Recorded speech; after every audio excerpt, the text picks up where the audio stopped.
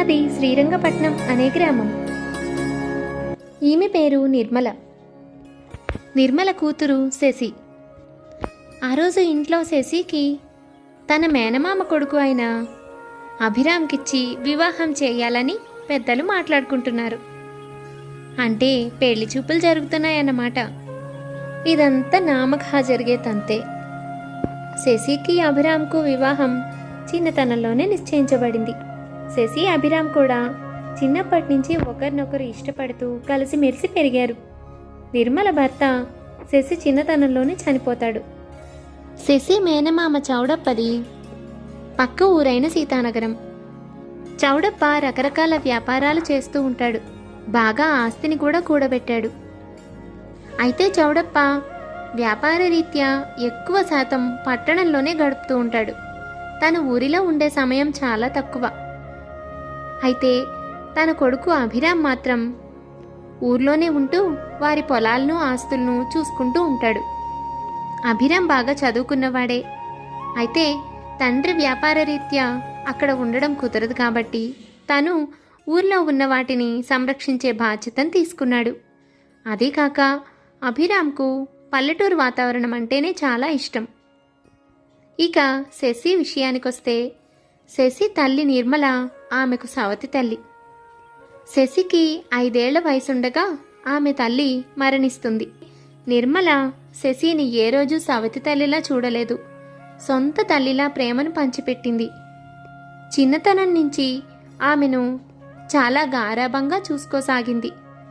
కానీ శశికి నిర్మలపై అంత మంచి అభిప్రాయం లేదు. శశి తనను తల్లిగా అంగీకరించనూ లేదు. నిర్మలకు పిల్లలు లేరు. శశి అంటే తనకు ప్రాణం. చౌడప్ప కూడా రామయ్య పెద్ద భార్య అన్నయ్య. కానీ తనను సొంత అన్నలాగా అభిమానంగా చూసుకుంటుంది నిర్మల. చౌడప్పకు కూడా నిర్మల అంటే ఎంతో అభిమానం. తన సొంత చెల్లెల్లాగానే భావిస్తాడు. కానీ శశి మాత్రం సవతి తల్లి అనే అభిప్రాయమే పెట్టుకుంది. ఆమె ఏం చెప్పినా శశికి నచ్చదు. అయితే శశి ఇష్టపడింది అన్న కారణంగానే అభిరామ్కు శశికి వివాహం చేయాలని వాళ్ళందరూ నిర్ణయించుకున్నారు. చిన్నతనం నుంచి అనుకున్న మాటే అయినా అభిరామ్ కంటే శశి తనపై అభిమానం చాలా పెంచుకుంది. అది గమనించిన నిర్మల చౌడప్పతో సంగతి చెప్పి పెళ్లి మాటలకు ఏర్పాటు చేసింది. ఈరోజు నాకు చాలా సంతోషంగా ఉందన్నయ్యా. అప్పుడే శశి పెళ్లికి ఎదిగిపోయిందంటే ఆశ్చర్యంగా ఉంది. అయితే అభిరామ్ లాంటి మంచి వాడిని ప్రేమించి పెళ్లి చేసుకోపోతోంది. ఇక దాని జీవితం గురించి నాకు ఏ బెంగా లేదు. నాకు శశినే ప్రపంచం. తను పెళ్లి చేసుకుని వెళ్ళిపోతే నేను మాత్రం ఒంటరినైపోతాను. అలా అని స్వార్థంగా ఆలోచించలేను కదా. ముందు పిల్ల పెళ్ళయి తన జీవితం బాగుండడం ముఖ్యం. ఎంత మాటనో నిర్మల. తాను పెళ్లి చేసుకుని వెళ్ళిపోతే నువ్వు ఒంటరిదాన్ని ఎందుకు అవుతావు? నువ్వు కూడా శశితో పాటు మా ఇంటికే వచ్చి ఉండాలి. నేను ఈ మాట ముందే చెబుదామనుకున్నాను. నేను ఎలాగో ఇక్కడ ఉండలేను. వ్యాపారం పేరుతో పట్టణంలోనే తిరుగుతూ ఉండాలి. వాళ్ళిద్దరికీ ఒక పెద్ద దిక్కు కావాలి కదా. అంతేకాదు నువ్వు కూడా ఒంటరిగా ఇక్కడ ఉండి ఏం చేస్తావు? నీకు తోడెవ్వరూ లేరు. ఇన్ని రోజులు శశి ఉంది కనుక పర్వాలేదు. దాని పెళ్ళైన తర్వాత నువ్వు కూడా తనతో పాటు మన ఇంటికి వచ్చేయాలి. ఈ మాట నేను చెబుదాం అనుకునే లోపే నువ్వు ఈ మాట అన్నావు. ఏంటి మావయ్య మీరు? అసలు మీకు ఈ మాత్రం విషయం కూడా అర్థం కాదా? ఆవిడకు నేనంటే ప్రాణము కాదు, ప్రేమ కాదు. నాతో పాటు ఇక్కడికి వచ్చి నా సంసారంలో పేరు పెట్టాలి, నన్ను ఇబ్బంది పెట్టాలి. అందుకనే నేను ఒంటరిని అవుతాను అంటూ దీనంగా మాట్లాడింది.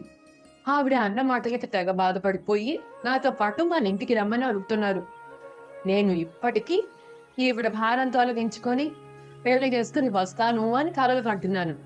కానీ మీరేమో నాతో పాటు మళ్ళీ ఆవిని కూడా తీసుకువచ్చి తలనొప్పి పెడతానంటున్నారు. ఏం పిన్ని, నీకు ఇప్పుడు సంతోషంగా ఉందా? మావయ్య ఈ మాట అనాలనే కదా. నువ్వు చాలా తెలివిగా నా వంక పెట్టుకుని నాపై ప్రేమ నటిస్తూ దీనంగా మాట్లాడవు. మావయ్య అసలే చాలా మంచివాడు. కరిగిపోయి ఒప్పేసుకున్నాడు. నన్ను అత్తారింట్లో కూడా మనశ్శాంతిగా ఉండనివ్వవా నువ్వు? ఇన్ని రోజులు నన్ను పెట్టిన కష్టాలు సరిపోలేదు. నిర్మల శశి మాటలకు చాలా బాధపడింది. కానీ నిర్మలకు ఇదంతా మామూలే. తను ఎన్నిసార్లు శశిపై ప్రేమను చూపించినా శశి అలాగే అపార్థం చేసుకుని మాట్లాడుతుంది. తనకు ఇది అలవాటైపోయింది. దాని మాటలకేముందిలే అన్నయ్యా, చిన్నపిల్ల అలాగే మాట్లాడుతుంది. చిన్నప్పటి నుంచి ఎవరు చూపించినా ఎందుకో తను నన్ను తండ్రిగా అంగీకరించలేదు. పోనీలే, ఇప్పుడు దాని సంగతి ఎందుకు, ముందు పెళ్లి మొత్తాలు పెట్టుకుందాం.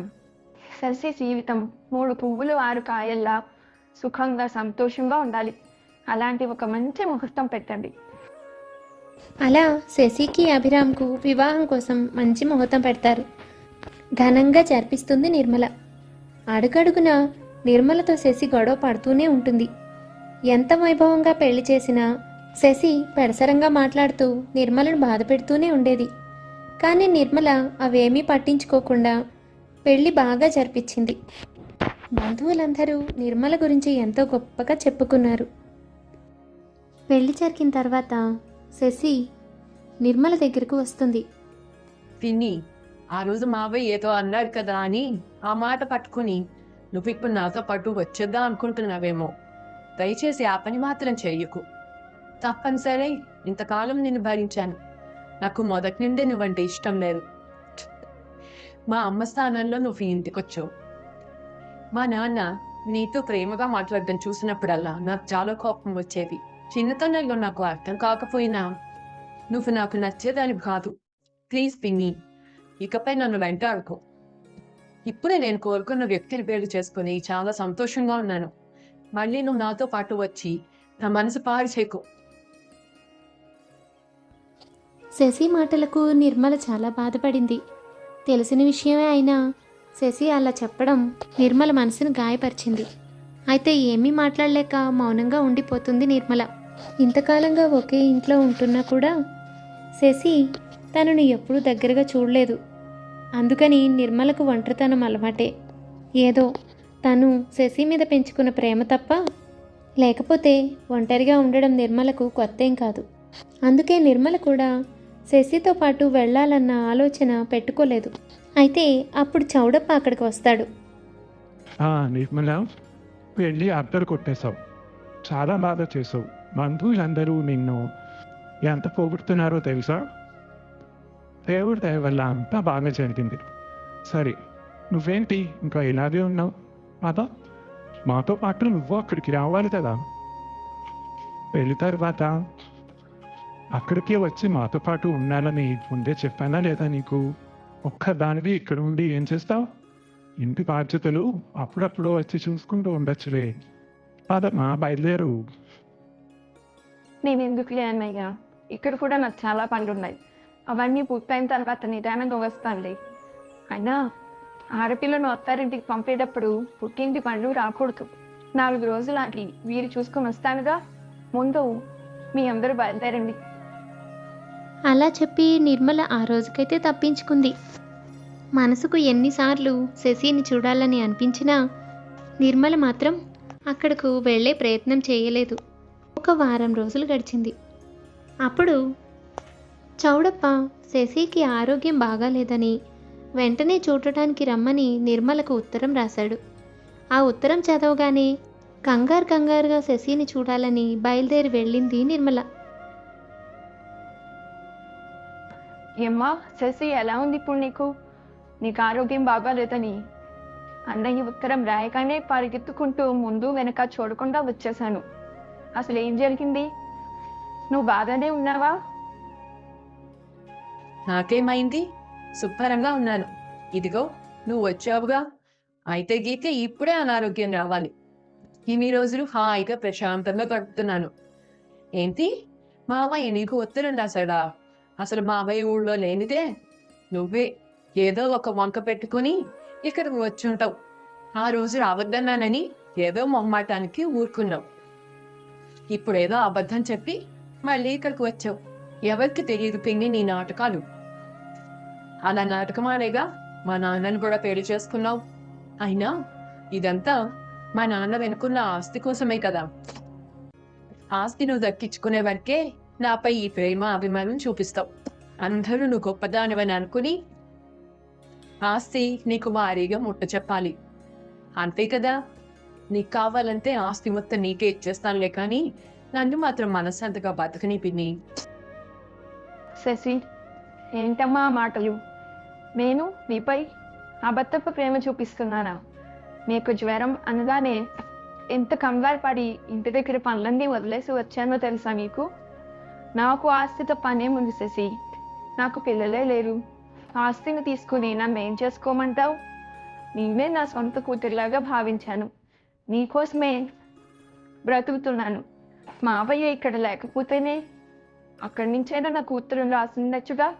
అబద్ధం చెప్పి రావాల్సిన పని నాకే ఉందమ్మా. నువ్వు మరీ నన్ను ఇంతలా అపార్థం చేసుకుంటున్నావని నాకు తెలియనే లేదు. అసలు నాన్నగారు నన్ను పెళ్లి చేసుకున్నదే మీకోసం. అమ్మ చనిపోయేసరికి నువ్వు చాలా చిన్నపిల్లవి. అప్పుడు నిన్ను చూసుకోవడానికి ఎవ్వరు లేరు అన్న ఉద్దేశంతోనే నన్ను చేసుకున్నారు. నిన్ను బాగా చూసుకోవడం కోసమే నేను కూడా చిన్నప్పటి నుంచి దగ్గరవుతామని ప్రయత్నిస్తూ వచ్చాను. కానీ చిన్నతనం నుంచి నువ్వు నాకు దూరంగా ఉండడంతో చిన్నపిల్లవు కదా, పెద్ద అయ్యే కొద్దీ తెలుసుకుంటావులే అనుకుంటూ వచ్చాను. కానీ ఇంతకాలమైనా చివరకు నీకు పెళ్ళైనా కూడా నాపై ద్వేషం పెరుగుతూనే వచ్చింది. మరి ఏం చేస్తే నువ్వు నన్ను అర్థం చేసుకుంటావో నాకు తెలియడం లేదు శశి.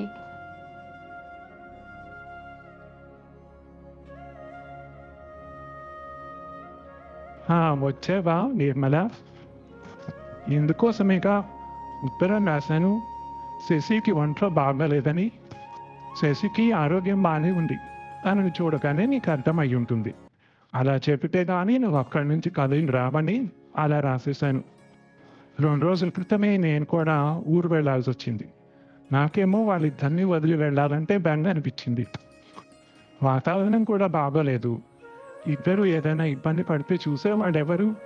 అయినా 4 రోజుల్లో వస్తానని చెప్పిన దానిది 10 రోజులు అవుతున్నా రానే లేదు. ఇలాగే నేను అస్తమాను ఊరు వెళ్ళాల్సి వస్తూ ఉంటుంది. వీళ్ళకి తోడుగా నువ్వు ఇక్కడే ఉండు నిర్మల. దేని గురించి ఆలోచిస్తున్నావు? ఆ విధంగా చౌడప్ప బలవంతం చేసి మరీ నిర్మలను అక్కడ ఉండిపోయేలాగా చేశాడు. అలా జరిగినందుకు శశికి చాలా కోపం వచ్చింది. ఏమీ అనలేక ఊరుకున్నదే కానీ ప్రతి విషయంలోనూ ప్రతి పనిలోనూ నిర్మలతో గొడవ పడుతూ అన్నిటికీ అపార్థం చేసుకుంటూ సూటిపోటీ మాటలు అంటూ ఉండేది శశి. ఇలా ఉండగా ఒకరోజు, బాబా, ఇందక్కే నేను ఇక్కడ బంగారు గ్లాసులు పెట్టాను, ఏమైపోయాయి? కనిపించడం లేదు. నాకు చాలా కంగారుగా ఉంది. నువ్వు కానీ ఏమైనా చూసావా బాబా? అయ్యో, నాకు తెలియదు శశి. బంగారు గాజులా? నేను చూడనే లేదే. అయినా అంత విలువైన వస్తువులను ఎవరైనా ఇలా కల్పించేలా పెట్టుకుంటారో చెప్పు? ఎక్కడైనా లోపల పెట్టుకుని ఉండొచ్చు కదా శశి. ఇప్పుడేమో కంగారుగా ఉంది అంటున్నావు. ఓహో, ఇప్పుడు నాకు అర్థమైంది. ముందు బాబా, ఇప్పుడే చెప్తా. ఏం పిన్ని, అక్కడ నేను పెట్టుకున్న బంగారు గాజులు నువ్వే తీసావు కదూ? ఇలాంటి వాటి కోసమేగా ఇక్కడికి వచ్చి చేరావు. ఈ ఇంట్లో బయట వాళ్ళు ఎవరున్నారు? నేను అటుగా వెళ్ళడం చూసి చక్కగా గాజులు తీసి లోపల పెట్టుకుని ఉంటావు. అడిగితే నేనే ఇచ్చేసేదాన్ని. ఎందుకు పిన్ని ఇలా చేసావు? అయినా ఆ రోజే చెప్పాను కదా, ఆస్తి మొత్తం నువ్వే తీసుకోమని. పత్రాలు కూడా రాసిచ్చేస్తాను. ఇలాంటి పనులు చేసి నా పరువు తీయకు. మర్యాదగా నువ్వు దాచుకున్న గాజులు తీసేసి నాకు ఇచ్చేసాయి. అవి మా అమ్మ జ్ఞాపకంగా నేను దాచుకున్నవి. ఎలాగూ ఇంట్లో ఏ పని చేసినా నాకు అడ్డు పెడుతూ, నాకు నీతి బోధలు చేస్తూ నన్ను ఇబ్బంది పెడుతూనే ఉన్నావు. ఇంకా నీకు సరిపోలేదా నాకు విలువైన వస్తువులు తీసుకుని నన్ను ఏడిపించాలని చూస్తున్నావు? నిర్మలకు దుఃఖం ముంచుకొచ్చింది. శశి అన్న మాటలు తను తట్టుకోలేకపోయింది. ఇంతకాలంగా ఎన్నో సూటిపోటి మాటలు అంటున్నా మౌనంగా భరించుకుంటూ సమాధానం చెప్పుకుంటూ వచ్చింది. కానీ ఇప్పుడు దొంగతనమే మీదకు నెట్టేసరికి నిర్మల తట్టుకోలేకపోయింది. అభిరామ్ శశికి సర్ది చెప్పాలని, నిర్మలను అలా అనొద్దని వారించాలని చాలా ప్రయత్నించాడు. కానీ శశి మాత్రం తా పట్టిన కుందేలుకి 2 కాళ్ళన్నట్లు మొండిగా మాటలు అంటూనే ఉంది. కాసేపటికి వారి ఇంట్లో పనిచేసే లక్ష్మి బయటకు వెళుతూ కనిపించింది. ఆమె చీరలో గాజులు అభిరామ్ గమనించాడు. గాజులు తీసుకుని నిజం బయటపెట్టించాడు. ఇదంతా చూసిన శశి ఆశ్చర్యపోయింది. మాట్లాడకుండా తన గాజులు తీసుకుని లోపలికి వెళ్ళిపోయింది. అయితే ఇంతసేపు తను ఇన్ని మాటలు అంటున్న పిన్నికి క్షమాపణ మాత్రం చెప్పలేదు. తను అన్న మాటలకి బాధపడనూ లేదు. చూడు శశి, నువ్వు చేసిన పని మూర్ఖత్వంతో అత్తయ్యను అనవసరంగా బాధపెట్టు. చూసావుగా చివరకు ఏం జరిగిందో? నీ గాజులు అత్తయ్యకు తీసుకునే కర్మే ఉంది చెప్పు. నేను ఎంత సర్ది చెప్దామని ప్రయత్నించాను, అసలు వినిపించుకుంటేనా? చివరకు నీ గాజులు దొరికాక కూడా అయ్యో పొరపాటుగా నేను ఇన్ని మాటలన్నాను పిన్ని అనైనా చెప్పలేదు. ఇంత కఠినంగా నువ్వు ఎందుకు మారిపోయావు? అన్ని విషయాల్లోనూ మంచిగా నడుచుకునే నువ్వు మీ పిన్ని విషయంలో ఇంత కఠినంగా ఎలా నడుచుకుంటావు శశి? ఏమో బావా, నేనంతే. మా పిన్ని విషయంలో నేను ఎప్పుడు ఇలాగే ఆలోచిస్తాను.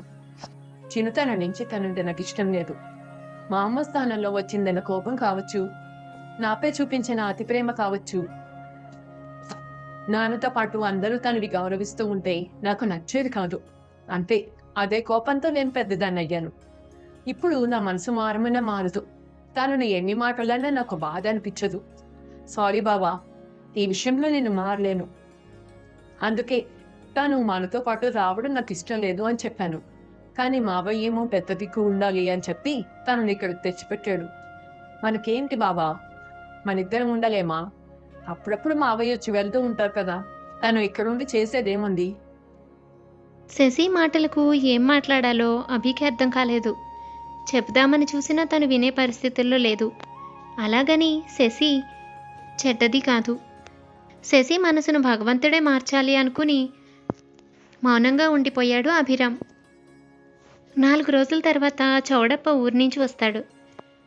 ఊరి నుంచి వచ్చిన చౌడప్పకు సంగతంతా తెలుస్తుంది. శశికి 4 మంచి మాటలు చెప్దామని ప్రయత్నిస్తాడు చౌడప్ప. కానీ శశి చౌడప్ప మాట కూడా వినదు. ఇలా ఉండగా కొన్ని రోజులకు శశి గర్భవతి అని తెలుస్తుంది. అందరూ ఆనందంలో మునిగిపోతారు. అయితే ఆ సమయంలో సహజంగా ఉండే నీరసం, వాంతులు, వీటి వల్ల శశి చాలా ఇబ్బందులు పడుతూ ఉంటుంది. అవన్నీ చూసి తట్టుకోలేక నిర్మల తనకు సహాయం చేయాలని, దగ్గరుండి చూసుకోవాలని ప్రయత్నిస్తుంది. అయితే శశికి అది కూడా నచ్చదు. నువ్వు నన్నేం చూసుకోనక్కర్లేదు. నా సంగతి నేను చూసుకోగలను పిన్ని. నాకు అనారోగ్యం ఉన్నా ఏమున్నా సరే బావ సహాయం చేస్తాడు. నువ్వు నా జోలికి రాకు. నా కడుపులో పాప పెరుగుతోంది. ఇది నేను సంతోషంగా ఉండాల్సిన సమయం. నువ్వు నా దగ్గరికి వస్తే నాకు సంతోషం కాదు కదా, చాలా కోపం, చిరాకు వస్తాయి. అవి లోపల పాపకు ఏమాత్రం మంచివి కాదు. నువ్వు నా దగ్గరికి రాకు పిన్ని. అసలు అంతదాకా ఎందుకు? దయచేసి నువ్వు ఇక్కడి నుంచి వెళ్ళిపో. నేను రేపే లాయర్ గారిని పిలిపించి నాకు సంబంధించిన ఆస్తిని, ఇంటి పత్రాలను, ఆ తోట అన్నీ నీ పేరు రాయించేస్తాను. దయచేసి అవన్నీ తీసుకొని నువ్వు వెళ్ళిపో పిన్ని. ఇంతకంటే ఎలా చెప్పాలో నాకు తెలియడం లేదు. శశి మాటలు వింటూ నిర్మల ఆశ్చర్యపోయి కొయ్యబారినట్లుగా ఉండిపోయింది. తను ఇంత ప్రేమ చూపిస్తే చివరకు శశి అర్థం చేసుకున్నది ఇదా? నిర్మలకు మతిపోయింది. అయితే ఈసారి జరుగుతున్నదంతా చౌడప్ప గమనిస్తూనే ఉన్నాడు. శశి, మాతోండే మాట్లాడుతున్నావా? నీ మాటలకు హద్దు పొద్దు లేకుండా పోతోంది. ఎవరితో ఏం మాట్లాడుతున్నావో తెలుసుకుని మాట్లాడు. ఆమె నీకు సవతి తల్లే అయి ఉండొచ్చు, కానీ కన్న తల్లి కంటే ఎక్కువ ప్రేమగా నిన్ను చూసుకుంది. ఈ విషయం నువ్వు ఎప్పటికీ తెలుసుకుంటావు? కడుపుతో ఉన్నా నీకు సహాయం చేద్దాం, దగ్గరుని వండి పెడదాం అనుకున్న మనిషితో నువ్వు మాట్లాడే మాటలు ఇవేనా? మొన్న కూడా దొంగతనం మీద మోపి మనసును కష్టపెట్టావు. అసలు నువ్వు ఇంత అవమానిస్తున్నావు ఆమె ఈ ఇంట్లోనే ఎందుకు ఉన్నదో ఎప్పుడైనా ఆలోచించావా? అంటే ఆ వ్యక్తికి నువ్వంటే ఎంత ప్రేమ అయి ఉండాలి. ఆస్తి ఆస్తి అంటున్నావు. నువ్వు ఏ రోజో రాసిస్తానని చెప్పావు కదా, అదే మాట మీ నాన్న కూడా చెప్పాడు. కానీ ఆమె తీసుకోవడానికి ఏ రోజు ఇష్టపడలేదు. నీకు తెలుసా? ఆస్తి మొత్తాన్ని మీ పేరున రాయించిందే మీ పిన్ని.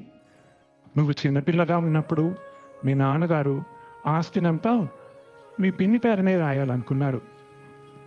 ఈమె ఆస్తి కోసమే పెళ్లి చేసుకున్నదైతే ఆ రోజునే దానిని సొంతం చేసుకుని సవతి తల్లిలాగా నిన్ను నానా కష్టాలు పెట్టి బాధ పెట్టేది. కానీ ఆ రోజు చిల్లి గవ్వ కూడా తన పేరును రాయించుకోకుండా నీ పేరునే రాయించింది. విషయాలేవి తెలుసుకోకుండా మూర్ఖంగా మాట్లాడుతున్నావు. అరే, కొంతకాలానికైనా అర్థం చేసుకుంటావు కదా అనుకుంటే ఆమె నిన్ను దగ్గరకు తీసుకోవడానికి, దగ్గర అవ్వడానికి ఎంత ప్రయత్నిస్తోంది? అంతదాకా ఎందుకు? నేనెవరిని? నీ సొంత తల్లి అన్నయ్యను. కానీ నేనే తనని ఇంత సమర్థించి మాట్లాడుతున్నానంటే నువ్వు అర్థం చేసుకోవాలి.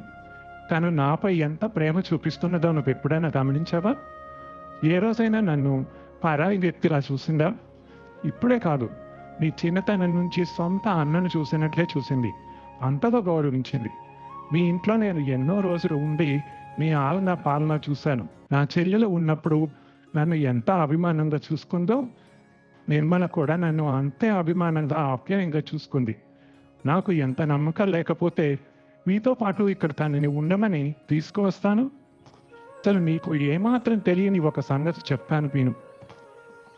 తనకు పిల్లలు లేరు కనుక నీకు కూడా సుఖం ఉండకూడదు అనుకుంటున్నది అన్నావు కదా. దానికి సరైన సమాధానం చెప్తాను. అసలు మీ పిన్నికి పిల్లలు లేకపోవడానికి కారణమే నువ్వు. నీకు తెలుసా, తాను పెళ్లి చేసుకునే సమయానికి 5 ఏళ్ల కూతురు ఉన్నది అన్న సంగతి తెలిసి ఎవ్వరూ తీసుకొని ఒక గొప్ప నిర్ణయం తీసుకుంది మీ సౌతి తల్లి.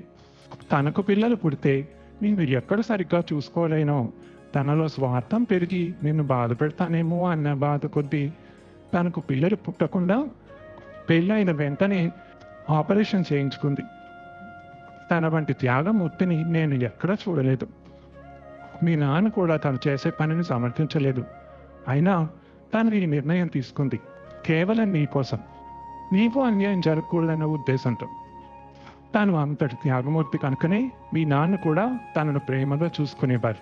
నువ్వు మీ అమ్మ స్థానంలోకి వచ్చి సుఖాలు అనుభవిస్తోంది అనుకున్నావు. కానీ తను బాధ్యత తీసుకుందే తప్ప సుఖం కోసం రాలేదు. మీ పిన్ని తల్లి తన చిన్నతనంలోనే చనిపోయింది. ఆ తర్వాత తన తండ్రి ఒక వ్యక్తిని పెళ్లి చేసుకున్నాడు. అయితే ఆమె నిర్మలను చాలా కష్టాలు పెట్టిందట. చిన్నతనం నుంచి ఎన్నో కష్టాలు బాధలు అనుభవించి నిర్మల జీవితంపై ఆశ వదులుకుంది. సౌతి తల్లి చేతిలో అనకం చూసింది. నిజానికి రెండో పెళ్లి ఏమాత్రం ఇష్టం లేని నిర్మల తన సవతి తల్లి బలవంతం మీదే మీ నాన్నను పెళ్లి చేసుకుంది. అయితే మీ నాన్న మంచివాడు కనుక తను ఏ రోజు బాధపడలేదు. కానీ తను నీ గురించి ఆలోచించింది. తన సవతి తల్లిలాగా తనకు పిల్లలు పుడితే ఎక్కడ తన సవతి తల్లిలాగా మారిపోతుందోనన్న భయంతో మరొక ఆడపిల్లకు అన్యాయం జరుగుతుంది అన్న ఆలోచనతోనే తను ఆపరేషన్ చేయించుకుని పిల్లల్ని వద్దనుకుంది. తాను పడిన కష్టం మరొక ఆడపిల్లకు ఉండకూడదు అనుకుంది. అంత గొప్ప వ్యక్తిని పట్టుకుని నువ్వు ఎన్ని మాటలు అంటున్నావు శశి? నిజం తెలియకపోయి ఉండొచ్చు, కానీ ఆమె ప్రేమ నీకు ఏ రోజు కనిపించలేదా? అపార్థం చేసుకోవడానికైనా ఒక హద్దంటూ ఉండద్దు. మూర్ఖత్వం కళ్ళ ముందున్న సత్యాన్ని కూడా తెలుసుకోకుండా చేస్తుంది. ఇకనైనా నిజం తెలుసుకుని ఆమెను సంతోషంగా చూసుకో. తన త్యాగానికి ఒక అర్థం తీసుకున్న శశి. నీ ప్రేమ నేను తెలుసుకోలేకపోయాను. నేను చాలా పెద్ద పొరపాటు చేశాను పిన్ని. నాకంటే మూర్ఖురాలు ఈ ప్రపంచంలోనే లేదు. నువ్వు ప్రేమ చూపించిన ప్రతిసారి నాకు మా అమ్మ గుర్తొచ్చేది. కానీ నేను దానిని ఒప్పుకోలేకపోయాను. నన్ను క్షమించు పిన్ని. ఇప్పటికీ నీ విలువ నాకు అర్థమైంది. నువ్వు ఇంత త్యాగం చేస్తే నేను నీకు విలువ ఇవ్వకుండా ఇంతకాలం బాధ పెట్టాను. ఈ కాలం నేను తిరిగి తీసుకురాలేను. ఇకపై నేను చాలా అభిమానంగా చూసుకుంటాను పిన్ని. నన్ను క్షమిస్తావా? భలే దానివమ్మా. నువ్వు నా ప్రాణం చేసి సవతి కూతురువైనా నేను ఎప్పుడూ అలా భావించలేదు. నువ్వు ఎప్పుడు నన్ను అంగీకరిస్తావో, ఎప్పుడు దగ్గరికి తీసుకుంటానో అని ఎంతో కాలం ఎదురు చూశాను. అటువంటిది ఈరోజు అభిమానంగా ఉంటాను పిన్ని అన్నా. నిన్ను నేను ఎలా కాదంటానమ్మా? నీకు విషయాలు తెలియక అలా ప్రవర్తించావు. పోనీలే, జరిగిందేదో జరిగిపోయింది. ఇకపైనైనా అపార్థాలు లేకుండా సంతోషంగా కలిసిమెలిసి ఉందాం. కడుపులో పాపాయిని బాగా చూసుకుందాం. అలా చేసి తన తప్పు తెలుసుకుంది. ఆ తర్వాత నుండి పిన్ని అని కాదు, అమ్మ అని పిలవడం మొదలుపెడుతుంది. మనస్ఫూర్తిగా నిర్మల ప్రేమను పొందింది శశి. ఒక వ్యక్తిపై మూర్ఖంగా అభిప్రాయం ఏర్పరచుకుని నిజం తెలుసుకోకుండా ఆ వ్యక్తిని కష్టపెట్టడం చాలా తప్పు. నిర్మల మొదటి నుంచి తనపై ఎంతో ప్రేమను చూపింది. దానిని ఒప్పుకొని ఉంటే ఎప్పటి నుండో శశి ఆ ప్రేమను పొందేది. నిర్మల కూడా సంతోషంగా ఉండేది. ఇంతకాలం వారిద్దరూ ఇలా బాధపడవలసిన అవసరం ఉండేది కాదు. గడిచిపోయిన కాలాన్ని ఎవరూ వెనక్కి తీసుకురాలేరు. ఇక ఆ తర్వాత వాళ్ళందరూ ఎంతో సంతోషంగా జీవితం గడిపేశారు. కథ నచ్చిందా? అయితే తప్పకుండా లైక్ చేసేయండి. మరి ఇంకెన్నో మంచి మంచి కథల కోసం మా ఛానల్ని సబ్స్క్రైబ్ చేసుకోండి. మరొక మంచి కథతో మళ్ళీ కలుద్దాం.